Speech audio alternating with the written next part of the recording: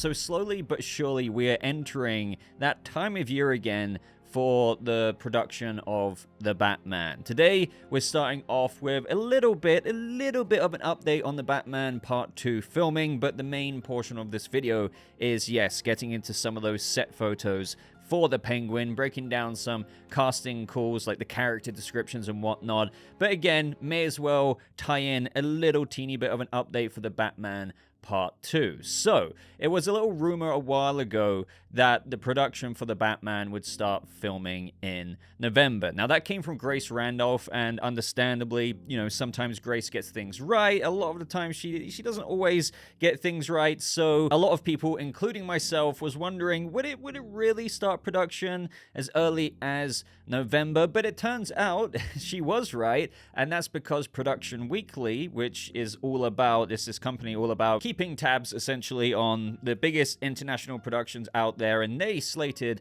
the Batman Part 2 for actual production in November this year. And I'm going to talk about when we might start hearing about certain characters and castings in just a second, but a little bit of an update to that. We have one of the official, very legit executive producers of the Batman, Michael Uslan, come down even further on this, even though Production Weekly was more or less the final word on it being legit and actually filming in November. If you needed more convincing, here you are with Michael Uslan saying the Batman Part 2 commences production November 23. So yeah, we are literally entering production for the Batman Part 2. It will start filming November this year. Now, this isn't like, you know, revelationary news. As I said, we've been, you know, talking about this for like the past week or so, maybe a little bit longer. But now this will hopefully solidify it. Well, you know what that means as we get closer and closer to that date. And we don't even need to get that close until we start hearing about all the exciting things. This is when you are going to get, you know, a few leaks here and there.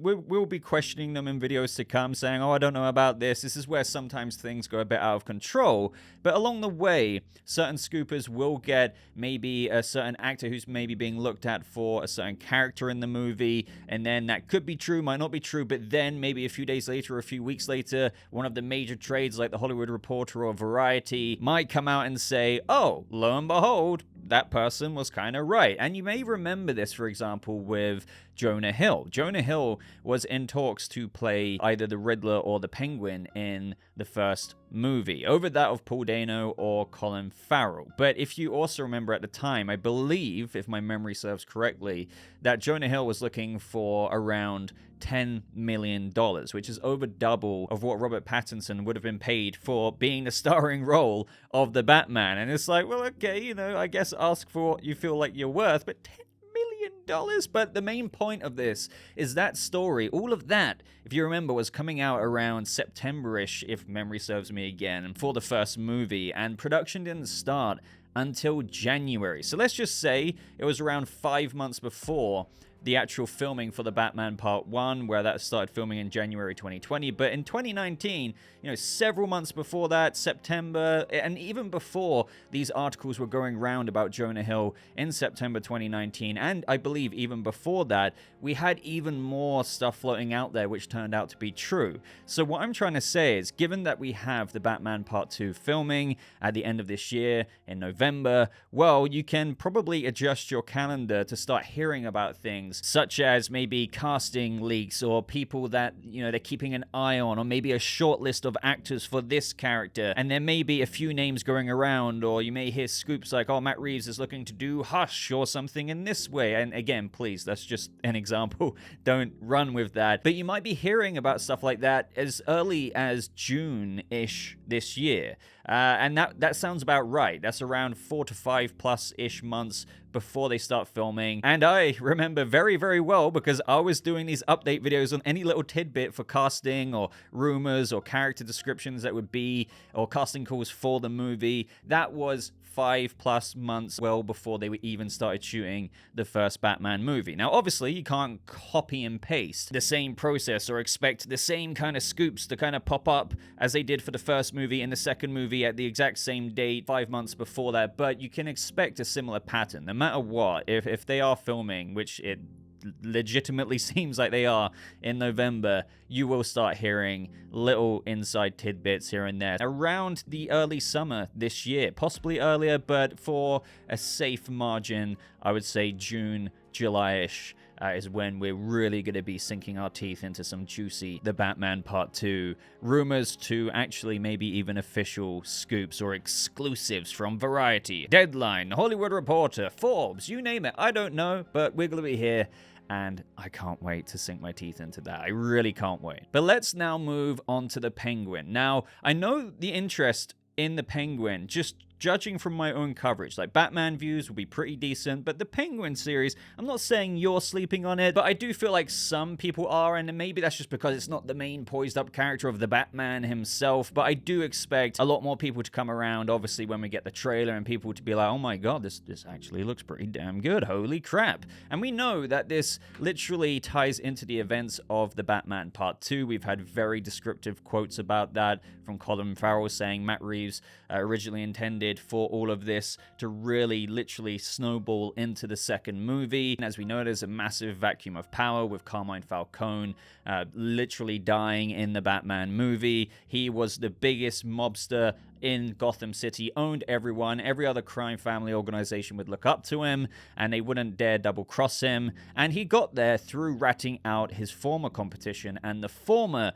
big cheese of Gotham, so the person who was in Falcone's position just 20 years earlier, and that was Salvatore or Sal Maroni. And Maroni has been cast in this, albeit today's set photos don't include him. But just to give you an idea, if you happen to be brand new here, obviously Oz Cobblepot wants to own this city, and he's probably going to be very sly, very intelligent, and strategic, and has probably been thinking about this for a long time as to how he's going to rise to power. But without further ado, let's get into some of these photos. So here I'm using dailymail.co.uk, and they've got a nice page where you can see a lot of set photos of Colin Farrell shooting for the Penguin series on HBO Max. Now, this also includes some photos of Kristen Milioti, who's playing Sofia Falcone, of whom is expected to be, and I believe she is the female lead of the show, but expected to be arguably one of the main antagonists, if you will. Obviously, she was born into and brought up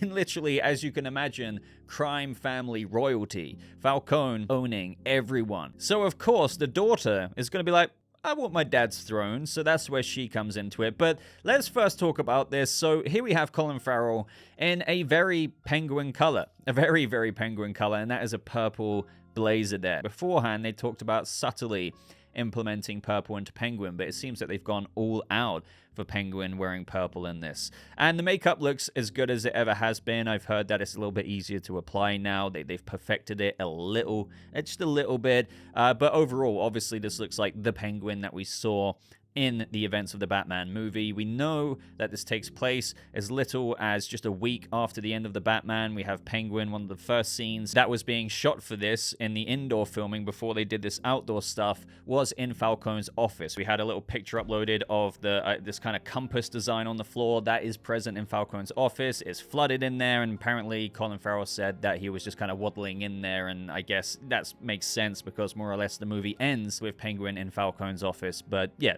a week later, I guess he goes back and he's still waddling around. But these photos tell an interesting story. So let's go over the overall vibe here. Now, we have Penguin arrive to this location, right? He goes in, and it seems like there's going to be a meeting of sorts. Now, let me first say that when Penguin is making his plan to obviously, you know, take the throne of the criminal element, basically the seat of power that was left behind from Carmine Falcone's death, he's not going to be, I mean, in my opinion, I don't think he's going to be up front with everyone, including Sofia or Maroni, and be like, yeah, I'm a contender, by the way. I'm going to try take this. I know you want it back, Maroni. I know you want it, Sofia, because it was your dad's. I'm your competition. No, he's going to be a lot more craftier than that. And that's one of the most appealing things about this story. How is he going to slip his way in there and really outsmart everyone? I believe that's what he's going to do. Maybe he's going to ally himself with potentially Maroni, Maroni's wife, who could be Shorey Adashlu. Maybe then he backstabs them. A similar thing with Sofia. But either way, he goes, the reason why I was talking about all of that is he goes to this event, and Sofia Falcone is there as well. And it even gets to the point of when they walk through the door. You can see there, we've got a couple of pictures of Sofia Falcone here. And she's actually, it looks like she could be dancing with the Penguin in this one picture. She's got her arm around him there. Now, granted, this could just be a conversation, and she just extends her arm in a kind of friendly gesture, or like, who knows what gesture that is. She could be reassuring him or being very firm with him, because I do believe Sofia in this will be very formidable. Like, truly, she's going to be the one child, despite Alberto being maybe the one who's currently taking over operations. Sofia is the one in the boots, and I think Penguin knows that. They're going to have a history, I believe, and I think whatever's going on here, it may not be hostile yet. Maybe Penguin in this meeting, whatever's going on in this building, it is about the fallout of what's happened. That makes sense to me. Hey, Dad's died. There is a whole criminal element here. There's crime families. What are we doing now? Are you assuming the throne? And what is the new status quo? And I'm sure this is, I'm not saying I'm on the ball exactly there, but this could be something like that. Now, obviously, we did have the Penguin as Carmine Falcone's right hand. Literally, in the first movie, we knew that. So it makes sense that the daughter might want to kind of seek some kind of, reassurance from, are you still serving my father? So technically, even though he's gone, you now serve me. Do I have your trust? This whole conversation could be something about that, even though Penguin will probably look to undercut her, and maybe, for we know, he could then be having a conversation with the Maroni family and saying, look, I'm in her pocket now. Like, she thinks she can trust me, and if you want me to kind of do anything and tip the tide, I can do that. But then, lo and behold, Penguin could still not only backstab Sofia, but backstab Maroni, and that is ultimately how he comes out on top.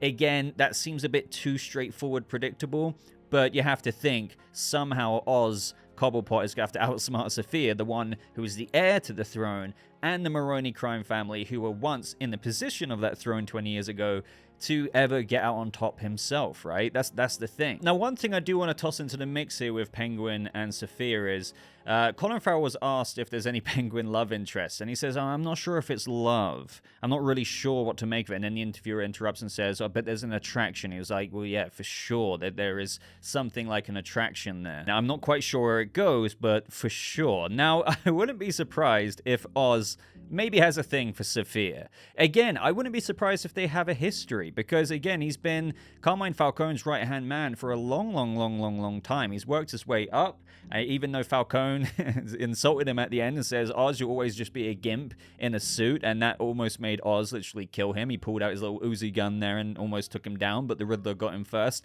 But either way, he must have known Sofia from previous years. Now, there are rumors out there that maybe Sofia spent time in Arkham Asylum, and during the series, she's only just recently got out. Maybe she got out because, maybe her treatment was over or whatever's going on there, but her father died, so she's come out into Gotham. I really don't know about that rumor, but regardless, maybe there is a familiarity there. We know that Oz had a little bit of a thing for Selina, and she was quite rejecting of him there, and maybe, they're around a similar-esque kind of age, so maybe, what that comment was when Colin Farrell was interviewed just around a month ago about having an attraction there, and he's not quite sure where it goes, could be for Sofia Falcone. But overall, I'm sure maybe some of you agree with me that this could be about touching base about what's happened now with regards to Carmine dying. No matter what, Sofia is going to want to make sure that she has those in the criminal element who are loyal to her father now being still loyal to her, because this is a very landmine situation. When a massive power vacuum is there, you're going to have people wanting to seek to fill that. Maybe those who feel like it's rightfully theirs, and technically it is, Maroni, who literally was in that spot, but then Sofia feeling like, well, it's been 20 years of this status quo of the Falcone crime family organization filling that space, so I should get it. So I'm sure this is something about that. I'm sure maybe they've mixed in a bit of history there as to why they're meeting up as well. Also, just counting your men, how many you've got on your side, just in case there is an actual battlefield and you know who you can trust, or at least try to trust against those who are still trying to seek to take your father's throne. And for all we know, Oz could perhaps feel a little bit conflicted about all of this, because obviously he's going to want to turn out on top. Now, in one of these photos, you can see Renzi Feliz with the Penguin as they're both getting into the car. Now, Renzi Feliz was from Marvel's Runaways, and I believe he could fit the character description that the Illuminati reported on a little while ago, saying they're looking to cast Victor Aguilar, a Latinx teen, as a series regular. Victor has gone through a lot in his relatively short life, but his determination to not only survive, but to thrive has taken him a long way. He is reserved and keeps to himself initially, but grows into a more swanky and self-assured individual throughout the show. So I can imagine him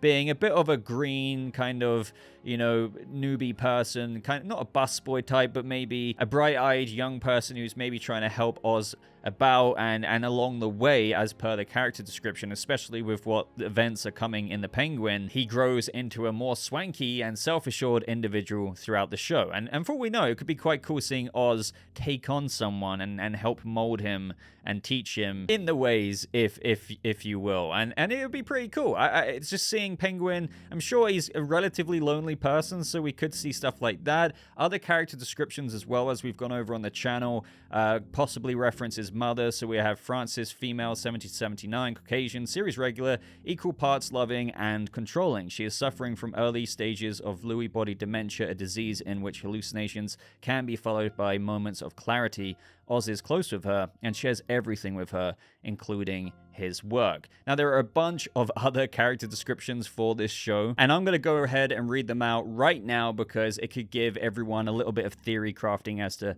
who the characters could be, even though some are fairly obvious. So up next, we have Eve, female, 50-59, recurring, a warm, quick-witted, no-bullshit sex worker who has mostly aged out of the business, except she has the uncanny ability to make even the shadiest of criminals feel genuinely seen. Recurring role. Up next, Salvatore, Sal Maroni, male, 60-69, supporting head of the Maroni crime syndicate and chief rival to the Falcones. He is currently incarcerated. So again, we've gone over that enough on the channel. Could he get out, or is he going to stay behind bars and be what I've referenced with a comparison to that of Netflix's Daredevil, in where Wilson Fisk kind of was still very powerful and making moves from behind bars. Up next is Johnny Vitti, recurring, a violent mob underboss who can also be a keen political operative. He's seasoned and ruthless, recurring role.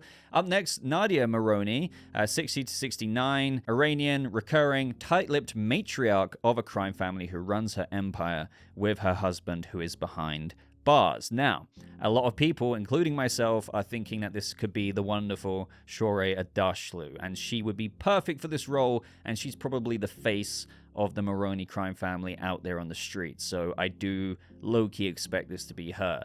Now up next, Oliver, recurring, a smart, unstable playboy who was born into mob royalty, charismatic, roguish, and the wild card of his family, with a penchant for drugs. So that could be, even though it's labeled Oliver, could be Alberto Falcone. We've heard that Alberto has kind of been thrust into this role of taking over his father's enterprise and crime family organization. So even though Sofia is in the boots and obviously controlling things, he's a bit of a socialite, a bit of a druggo, if you know what I mean, and really just can't really deal with the pressure. And the Oliver description there kind of does suit the role of Alberto that we've heard of, whom is featured in the show, who just really isn't cut out for this at all. Up next, we have James, a gang leader dealing drugs, intimidating Wiley. Recurring role, could just be another mob boss. Who knows? We're expecting a bit of that. Other crime families, obviously, than just Maroni and Falcone. So who knows who else they could put in there. Up next is Michael, also a recurring role, a conciliary for a notorious mob family, diplomatic in nature, slight in stature. Up next is Calvin, another recurring role, who is Victor's friend. So this could be Renzi Feliz's friend, street smart, class clown type. Then we have Taj, who is South Asian, diverse, recurring Middle Eastern, North African, or South Asian man, born into an infamous crime family,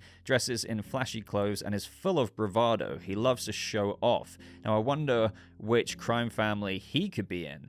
Dr. Smith. Now, this one is what has got a lot of people interested, because a lot of people have been wondering, could they use this show as a backdoor to introduce any of the other popular Rogues Gallery characters? Not like, showcasing them off as the main villain of the series or anything everything. But again, just a back door, right, into the world of Matt Reeves' Gotham. So Dr. Smith. Now, again, just like the Oliver thing for Alberto, of whom I think is Alberto, Dr. Smith here likely isn't the actual name of the character. So here we have male, 30 to 39, Asian/diverse, recurring Asian American or Pacific Islander man, a psychiatrist with a calming presence who's willing to cross moral boundaries for pleasure, recurring role.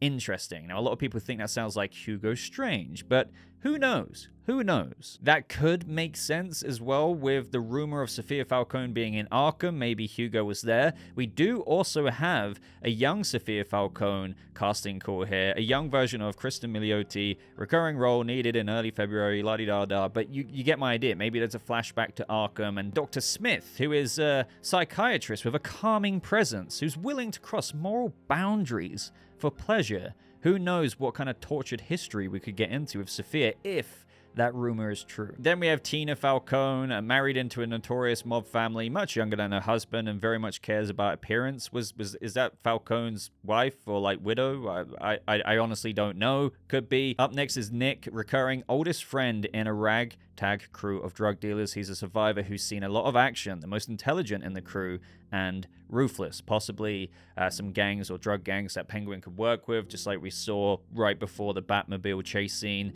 He was at a drops operation, and maybe we're going to see him consult with people like that. Then we have Drew, a recurring ragtag mobster, drug dealer, big, athletic, like a football linebacker, heavily tattooed. He's an enforcer. Then we have Barry, a newer member of a seasoned ragtag crew. So it looks like this crew, this ragtag crew is quite prominent, strong, loyal, not the sharpest, but a good sense of humor and willing to do anything. Dr. Weaver, male, 40 to 49, recurring, a chemist with a penchant for eliciting dangerous drugs. Charlie, male, 30 to 39, a seedy detective who crosses moral lines. Sounds about right for Gotham. The young Sofia Falcone we've already been over. Walter White, what? But not really, a crime boss behind bars. Despite the prison garb, Walter comes off like a distinguished gentleman who should not be trifled with. That's interesting. So who else is a crime boss behind bars? Damn, I'm super interested now, because we know Maroni's behind bars, but who's the 60 to 69 casting for